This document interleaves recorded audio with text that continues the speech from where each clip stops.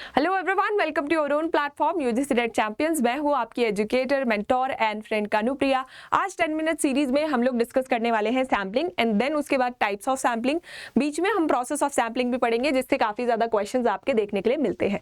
ये सारी चीजें हम लोग 10 मिनट्स में कवर करेंगे, तो जुड़े रहना लास्ट तक, ठीक है। सबसे पहले अगर हमें सैंपल निकालना है तो सबसे पहले हमें टारगेट पॉपुलेशन पता होनी चाहिए, फिर सैम्पलिंग फ्रेम पता होना चाहिए एंड फाइनली हम उसमें से सैंपल को एक्सट्रैक्ट आउट करते हैं।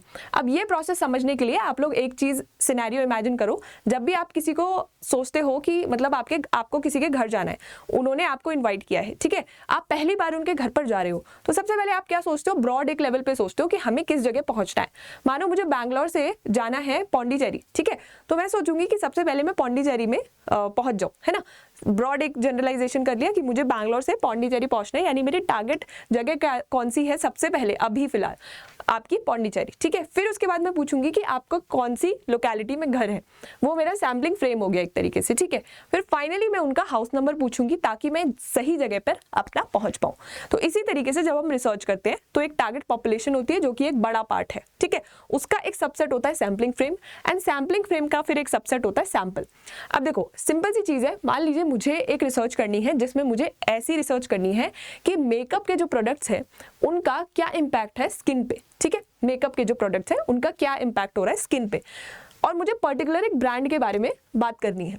तो यहाँ पे टारगेट पॉपुलेशन मेरी क्या होगी? जितने भी लोग हैं वो मेकअप करते हैं जो भी, तो वो मेरी टारगेट पॉपुलेशन हो गई। सैम्पलिंग फ्रेम कौन सा हो गया कि जितने भी लोग मेरी सिटी में मेकअप करते हैं उस पर्टिकुलर ब्रांड का, वो मेरा मान लो सैम्पलिंग फ्रेम हो गया।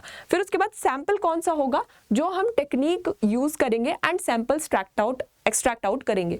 जो हम अभी टेक्निक्स आगे पढ़ने वाले हैं उनमें से कोई एक टेक्निक हम यहाँ पर यूज करेंगे सैम्पलिंग फ्रेम में, और उससे हम अपना सैंपल निकालेंगे। अब देखो सिंपल सी चीज है, आप बोलोगे कि सैंपल फ्रेम पे ही क्यों नहीं हम रिसर्च कर ले रहे, क्योंकि कई बार हमारे पास इतने रिसोर्सेज नहीं होते कि इतनी बड़ी पॉपुलेशन पे हम क्या कर पाए, रिसर्च कर पाए, ठीक है। तो इसीलिए हम और छोटा पार्ट उसका यानी कि सैंपल उसमें से निकालते हैं। ध्यान में रहेगा, टारगेट पॉपुलेशन का जो सबसेट है वो सैम्पलिंग फ्रेम, और सैम्पलिंग फ्रेम का सबसेट आपका क्या हो जाएगा? सैंपल हो जाएगा, ठीक है। अब आपको एक चीज ध्यान में रखनी होती है कि जितने अच्छे से सैंपल रिप्रेजेंट कर पाता है आपकी पॉपुलेशन को, ठीक है, उतना हमें बोला जाता है कि वैलिडिटी बढ़िया है, ठीक है। सैंपल की वैलिडिटी बढ़िया है और सैंपल में एरर्स कम है ना। सैंपल में अगर एरर्स ज्यादा होंगे यानी हमने गलत सैंपल उठा लिया होगा तो वो हमारी टारगेट पॉपुलेशन को रिप्रेजेंट नहीं करेगा। अब इसके लिए एक वर्ड होता है, इसके लिए क्या वर्ड होता है? Generalisation of results. जो हमारे रिजल्ट निकले हैं यानी हमारे पास यहाँ पे सैंपल एक स्टैट्स आएगा, ठीक है, वैलिड डेटा आएगा, फिर इन्फ्रेंस करेंगे हम उसको और फाइनली जनरलाइजेशन करेंगे रिजल्ट्स का, ठीक है। तो कितने प्रॉपर तरीके से जनरलाइजेशन हुआ है ये हमें कैसे पता चलता है? डेटा हमारा जब वैलिड है, डेटा में जब हमारे एरर्स कम है यानी सैंपल में हमारे एरर्स कम है, ठीक है। चलिए अब हमें पढ़ना है सैंपलिंग का प्रोसेस। तो सबसे पहले क्या होता है हमारा? टारगेट पॉपुलेशन को डिफाइन करना, ठीक है, यही किया हमने, टारगेट पॉपुलेशन को डिफाइन किया, उसके बाद सैंपलिंग फ्रेम को सिलेक्ट किया, ठीक है, फिर उसके बाद सैंपलिंग टेक्निक लगाई। अभी मैंने बताया कि सैंपलिंग फ्रेम पे सैंपलिंग टेक्निक लगेगी, उसके बाद हमारा सैंपल आएगा, ठीक है, डिटरमाइन सैंपल साइज, तब जाके हमें सैंपल साइज अपना पता चलेगा। फिर उसके बाद हम डेटा कलेक्ट करेंगे और फाइनली हम एसेस करेंगे रिस्पॉन्स रेट क्या है। तो ये आपके स्टेप्स होते हैं जो आपने बार बार 3 बार इस वीडियो को पॉज करके याद कर लेने हैं, दिमाग में रख लेने हैं। अगर आपने मेरा पहला वाला एग्जांपल समझा है तो ये स्टेप्स याद करने में आपको ज्यादा देर भी नहीं लगेगी, टाइम बिल्कुल नहीं लगेगा, ठीक है। चलो अब हम आ जाते हैं टाइप्स ऑफ सैम्पलिंग पे, जो बहुत ज्यादा इंपॉर्टेंट आपका रहता है। एक होता है आपका रैंडम सैम्पलिंग, एक होता है आपका नॉन रैंडम सैम्पलिंग। अब रैंडम क्या होता है? जिसमें प्रोबेबिलिटी आपकी किसी की भी आने की होती है, ठीक है। अब मान लीजिए कि आप इस तरीके से एक बॉक्स है आपके पास, मान लो ये फॉर टाइम बीइंग आप ये सोच लो कि ये बॉक्स है, ठीक है। अब इसमें से मैं बिना देखे ऐसे कोई भी टॉफी निकाल रही हूँ या कुछ भी जो भी इस बॉक्स में है वो निकाल रही हूँ, तो वो मेरा रैंडम हो गया, ठीक है। और मैं देख के ऐसे कर रही हूँ कि यही वाली चाहिए, तो वो मेरा क्या हो गया? नॉन रैंडम हो गया, ठीक है। तो रैंडम सैम्पलिंग में क्या होता है? आप जो सैंपल लेते हो वो आपका रैंडम होता है, आपको नहीं पता कौन इंसान इंक्लूड होने वाला है सैम्पलिंग में, ठीक है। तो ये 4 तरीके के आपको सैम्पलिंग दिखते हैं। सिंपल रैंडम सैम्पलिंग जिसको फिश बोल सैम्पलिंग भी बोलते हैं, इसके अलावा systematic random sampling, stratified random sampling और क्लस्टर रैंडम सैम्पलिंग। ये 4 तरीके के आपके सैम्पलिंग होते हैं। ये इनके हिंदी अनुवाद यहाँ पे लिखे हुए हैं। देखो अब सिंपल से समझते हैं, रैंडम जब होता है, रैंडम वर्ड क्या होता है, रैंडमली निकाल लेना सैंपल को, ठीक है। जो मान लीजिए कि ये हमारी पॉपुलेशन है, अब ध्यान से समझना है सारों को, ठीक है। ये मेरी पॉपुलेशन है पूरी की पूरी, इसमें से सैम्पलिंग फ्रेम है मान लो ये, ठीक है।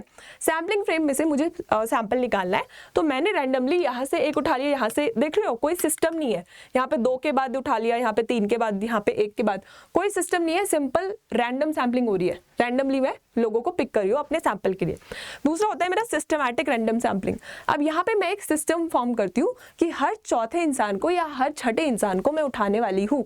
मान लीजिए मेरे पास नंबर ऑफ स्टूडेंट्स है, ठीक है, वहां पे मैं पिक करने वाली हूँ हर 6 स्टूडेंट को। मुझे नहीं पता उस लिस्ट में 6th जो स्टूडेंट है वो कौन सा है, तो हो तो ये रैंडम सैम्पलिंग ही गई, लेकिन सिस्टमैटिक रैंडम सैम्पलिंग हो गई।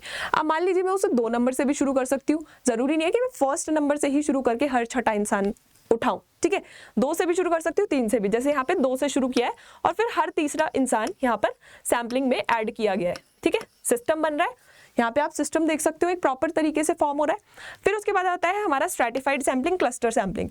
इन दोनों में ही आपके ग्रुप्स बनते हैं, तो इसीलिए ये दोनों का डिफरेंस आपको पता होना चाहिए, क्योंकि इसमें आप कंफ्यूज हो जाओगे जब ये ऑप्शंस में दोनों होंगे और ग्रुप की बात हो रही होगी। देखो अब ध्यान से देखना, देखो यहाँ पे ध्यान से देखना, एक ग्रुप में एक तरीके के लोग दिख रहे होंगे, यहाँ पे येलो है, यहाँ पे आपके ऑरेंज है, फिर यहाँ पे ऑरेंज है, फिर यहाँ पे येलो है, तो यहाँ पे होमोजीनियस ग्रुप्स होते हैं। कौन से होते हैं? होमोजीनियस, ठीक है, ध्यान में रहेगा। स्ट्रैटिफाइड सैम्पलिंग में आपके होमोजीनियस ग्रुप होते हैं और यहाँ पे आपके हेट्रोजीनियस होते हैं, यानी कि अलग लोग होते हैं एक ग्रुप में। जैसे देखो ये दिख रहे हैं आपको, ये दिख रहे हैं, ये दिख रहे हैं, ठीक है। सिंपल सी चीज है, लोगों की कैरेक्टरिस्टिक्स यहाँ पर अलग होगी, यहाँ पे हम कैरेक्टरिस्टिक के बेसिस पे ही लोगों को अलग अलग डिवाइड कर रहे हैं। अब क्लस्टर सैम्पलिंग में क्या होता है, आपके जो ग्रुप्स होते हैं वो नेचुरली अकरिंग ग्रुप है। जैसे कि अगर हम इंडियन है तो हमारा नेचुरली अकरिंग वो ग्रुप है, तो ये क्लस्टर सैम्पलिंग में मान लो ये सारे इंडियंस है, लेकिन हम होते तो अलग अलग है, कैरेक्टरिस्टिक्स हमारी अलग अलग है, तो इसीलिए हम हेट्रोजीनियस ग्रुप है। अब इसका एक चीज आपको ध्यान रखनी है कि एक तो ये नेचुरली अकरिंग है, दूसरा जब आप इसको सिलेक्ट करते हो तो आप इसको यहाँ पर पूरे ग्रुप को सिलेक्ट करते हो। देखो यहाँ पर ध्यान से देखो, सैंपल इन्होंने पूरा ग्रुप लिया हुआ है। स्ट्रैटिफाइड सैम्पलिंग में ऐसा नहीं होता, आपने ग्रुप में डिवाइड किया और वहां से फिर एक इंसान उठा लिया, वहां से एक इंसान उठा लिया, एक इंसान, 2 इंसान, ठीक है, पूरा ग्रुप आप नहीं सिलेक्ट करते हो, ठीक है। डिफरेंस आई होप आप लोगों को यहाँ पर समझ में आया होगा।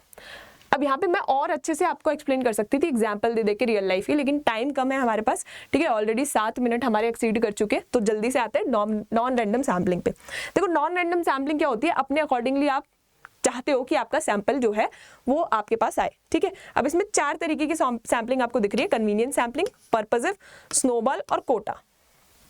समझ लेते हैं। देखो कन्वीनियंस क्या होता है कि सबसे पास जो आपके सैंपल है ना, कि मान लो अभी यहाँ पर आप हो, जितने आपके आसपास लोग मेकअप करते हैं, उस पर्टिकुलर ब्रांड का मेकअप यूज कर रहे हैं, आपने उनसे ही सैंपल को बना लिया, तो कन्वीनियंस सैम्पलिंग, सबसे पास जितने लोग आपको दिख रहे हैं उन सबसे ही आपने पूछ लिया और रिसर्च उन पे कंडक्ट कर ली। दूसरा आपका होता है पर्पसिव, आपने किसी पर्पस के अकॉर्डिंगली एक रिसर्च सेट की है कि आपको ये पर्पस चाहिए, मतलब आपको दिखेगा कि ये जो लोग हैं, पर्टिकुलर लोग हैं, ये उस पर्पस को फुलफिल कर सकते हैं, या तो मान लीजिए उनको नॉलेज है उस चीज के बारे में, या फिर आपको लग रहा है कि ये जो है ये अच्छा रिजल्ट दे पाएंगे ये लोग, ठीक है। तो आपने उस पर्पस के अकॉर्डिंग क्या कर लिया, सैंपल को सिलेक्ट कर लिया। अब कोटा सैम्पलिंग है, फिर उसके बाद पहले स्नोबॉल समझते हैं। देखो स्नोबॉल में क्या हो रहा है, ये 2 लोग आपने सिलेक्ट किए और इन 2 लोगों ने फिर बाकी सैंपल्स लाके आपको दिए कि भाई ये भी है, ये भी है, ये भी मेकअप करता है, ये भी मेकअप करता है, ठीक है। तो ये इस तरीके से स्नोबॉल सैम्पलिंग होती है, यानी एक को आपने सिलेक्ट किया, फिर उसके जो 3 लोग हैं वो भी आपके सैंपल बन जाएंगे, स्नोबॉल सैम्पलिंग, ठीक है। स्नोबॉल सैम्पलिंग बहुत इंपॉर्टेंट है, इससे क्वेश्चन बहुत बार आता है। अब यहाँ पे लास्ट में आपकी कोटा सैम्पलिंग, जो आप देखो यहाँ पर 2 उठा रहे हो, यहाँ पर 1 उठा रहे हो, मतलब अपना कोटा आप कुछ अपना दिमाग लगा के, अपना एक फीचर लगा के उस अकॉर्डिंगली इंसान को वहां से पिक कर रहे हो। मतलब कोई यूनिफॉर्मिटी नहीं है कि आप यहाँ से 1 को ही उठाओगे या 2 को ही उठाओगे, आप अपने कोटे के अकॉर्डिंगली कि जितना आपको लोग चाहिए, मतलब 3 ही लोग मान लीजिए आपको चाहिए, तो आप यहाँ से 3 लोग उठा लोगे अपने अकॉर्डिंगली, ठीक है। तो ये होती है नॉन रैंडम सैम्पलिंग। समझ में आया? अब आपने ध्यान में रखनी है आपकी रैंडम सैम्पलिंग कौन सी है, simple random, systematic random, stratified random और क्लस्टर रैंडम, ठीक है, S और C। उसके बाद आपकी convenience sampling, purposive sampling S और क्यू, ये बिल्कुल आपकी CPSQ अलग अलग है, ये चारों के चारों, ठीक है। कन्वीनियंस, पर्पसिव, स्नोबॉल और कोटा। अब आपको यहाँ पे डिफरेंस क्या क्या होता है, किस में याद रखना है, एक तो क्लस्टर और कोटा सैम्पलिंग में, और एक चीज क्या याद रखनी है, स्नोबॉल सैम्पलिंग क्या होती है। ये कई बार आपसे एग्जाम में पूछा जा चुका है, ठीक है। चलिए, अब ये है आपका प्रैक्टिस क्वेश्चन, इसका आंसर मुझे आप लोग जरूर बताना, ठीक है। अब हम एंड कर रहे हैं, हमारा 10 मिनट्स ऑलरेडी हो चुका है, ठीक है। चलिए, thank you so much. I hope आप लोगों ने एंजॉय किया होगा, आई होप आपका रिवीजन जल्दी जल्दी से सैम्पलिंग का हो गया होगा इसमें। So keep learning, keep watching our channel, और अभी तक अगर सब्सक्राइब नहीं किया है तो जल्दी से सब्सक्राइब भी कर देना, और कॉमेंट करके जरूर बताना कि ये सीरीज कैसे आपको लिए हेल्पफुल है, ठीक है।